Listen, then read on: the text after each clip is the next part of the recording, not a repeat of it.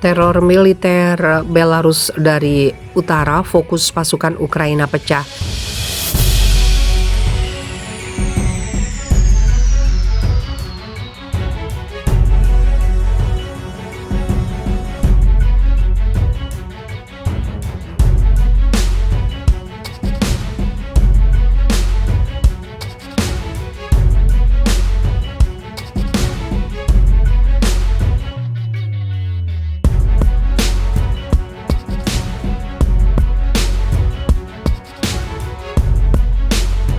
Intelijen Kementerian Pertahanan Inggris merilis data yang menyebut bahwa Angkatan Bersenjata Belarus telah menyiagakan pasukan khusus di sepanjang lebih dari 1.000 km perbatasan Ukraina.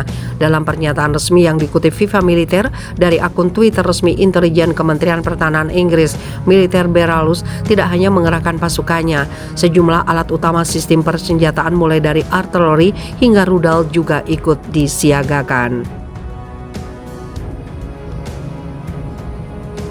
Belarus telah mengumumkan pengerahan pasukan operasi khusus di sepanjang perbatasan Ukraina serta unit pertahanan udara, artileri dan rudal, bunyi pernyataan Kementerian Pertahanan Inggris. Walaupun tidak terlihat langsung dalam perang, pasukan militer Belarus diyakini intelijen Kementerian Pertahanan Inggris mendapat peran untuk mengalihkan perhatian. Penyiagaan pasukan Belarus di perbatasan akan membuat pandangan militer Ukraina terbagi, bersiap menghadapi kemungkinan serangan dari Belarus di utara, tapi juga harus menjalani pertempuran dengan militer Rusia di wilayah timur, khususnya Donbas. Kehadiran pasukan Belarus di dekat perbatasan kemungkinan akan memusatkan pasukan Ukraina sehingga mereka tidak bisa dikerahkan untuk operasi Donbas, lanjut pernyataan Kementerian Pertahanan Inggris. Sejak menggelar invasi dengan tajuk Operasi Militer Khusus pada 24 Februari 2022, Rusia menggunakan Belarus sebagai garis awal pergerakan pasukannya. Tidak hanya itu, sejumlah serangan militer Rusia juga dilancarkan ke banyak titik Ukraina dari wilayah Belarus. Meskipun spekulasi masih awal, hingga saat ini pasukan Belarus belum terlihat langsung dalam konflik. Namun wilayah Belarus digunakan sebagai pos pergerakan awal Rusia di Kiev dan Chernihiv. Kementerian Pertahanan Inggris melanjutkan, Rusia juga telah meluncurkan serangan udara dan serangan rudal dari Belarus, tutup Kementerian Pertahanan Inggris. Kementerian Pertahanan Inggris juga percaya bahwa apa yang dilakukan Belarus adalah langkah aman dalam mendukung invasi Rusia. Tidak terlibat langsung dalam konfrontasi bersenjata di Ukraina berarti terhindar dari risiko sanksi Barat. Akan tetapi di sisi lain, pengalihan perhatian militer Ukraina memiliki peran penting bagi gerak maju pasukan Rusia di wilayah Donbas dan wilayah timur.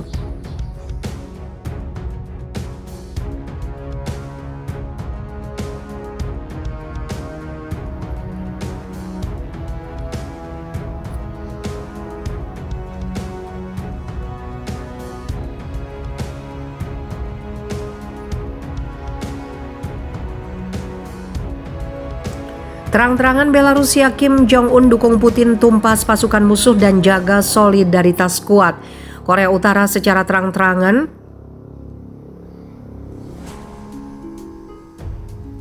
menyatakan dukungannya terhadap pemimpin Rusia Vladimir Putin. Pemimpin tertinggi Korea Utara Kim Jong-un turut berpidato memperingati hari kemenangan yang menandai menyerahkan Nazi Jerman kepada Uni Soviet pada 9 Mei. Kim menyatakan dukungannya pada Rusia. Kini dalam pidato tersebut sebagaimana diwartakan kantor berita Pyongyang KCNA yang dilansir via Kompas TV Selasa, Kim memberi selamat kepada Presiden Vladimir Putin atas peringatan ini. Selain itu, Kim juga menyatakan dukungan terhadap Rusia untuk mempertahankan kehormatan dari pasukan musuh. Kim ataupun laporan KCNA tidak secara spesifik menyinggung invasi Rusia ke Ukraina. Namun Kim mengaku menjaga solidaritas kuat dengan Moskow atas peristiwa belakangan ini. Kim dilaporkan menyebut upaya Rusia belakangan ini adalah untuk menumpas ancaman militer dan politik dan intimidasi oleh pasukan musuh serta untuk menjaga kehormatan negara. Pyongyang sendiri berulang kali menyalahkan Amerika Serikat atas konflik di Ukraina. Korea Utara menuduh kebijakan hegemonis yang dipimpin Washington mengancam stabilitas dan keamanan global. Invasi Rusia ke Ukraina membuat Dewan Keamanan Perserikatan Bangsa-Bangsa terpecah mengingat Moskow punya hak veto di sana. Hal tersebut dianggap menimbulkan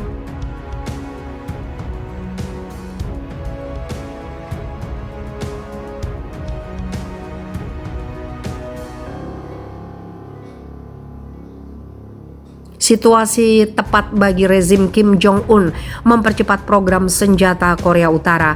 Sepanjang 2022, Pyongyang meningkatkan uji coba senjata telah 15 kali menggelar tes rudal sejauh ini. Inilah negara-negara sekutu Rusia.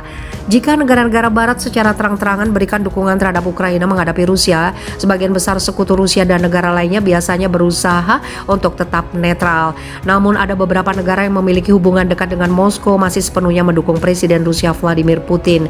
Jika Barat memiliki NATO, maka Rusia juga memiliki aliansi pertahanannya yang disebut CSTO, seperti yang dilaporkan The Washington Post.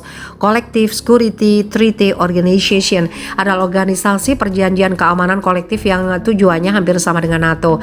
CSTO beranggotakan 6 negara yaitu Rusia, Armenia, Belarus, Kazakhstan, Kirgistan, dan Tajikistan. Setiap negara memiliki komitmen untuk membantu negara lainnya jika mengalami agresi militer atau serangan dari negara lain. Selain anggota CSTO, Rusia diketahui memiliki hubungan dekat dengan beberapa negara lainnya seperti Cina, Suriah, Israel, Pakistan, Kuba, dan yang lainnya. Perjanjian keamanan kolektif dimulai dari ditandatangannya pada tahun 1992 sebagai tindak lanjut dari persemakmuran negara-negara merdeka yang dibentuk setelah Uni Soviet bubar. Berikut profil 7 negara sekutu Rusia. 1. Cina. Cina merupakan negara yang memiliki hubungan dekat dengan Rusia. Meski mereka dekat, tapi tindakan Rusia dalam serangan Ukraina tidak mendapat respon langsung dari Cina. Cina mengatakan tidak akan memberikan dukungan militer kepada Moskow, tapi telah meningkatkan perdagangan dengan peningkatan impor gandum dari Rusia.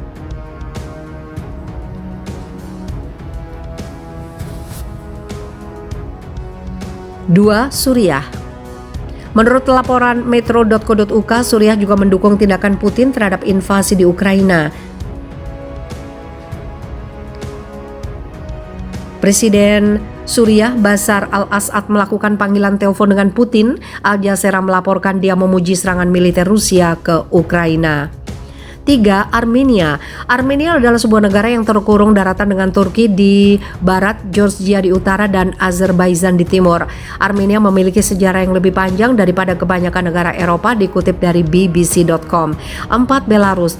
Belarus adalah negara di Eropa Timur sekaligus negara tetangga Rusia. Sebelum kemerdekaan pada tahun 1991, Belarus sebelumnya dikenal sebagai Belorusia atau Rusia Putih, dikutip dari Britannica.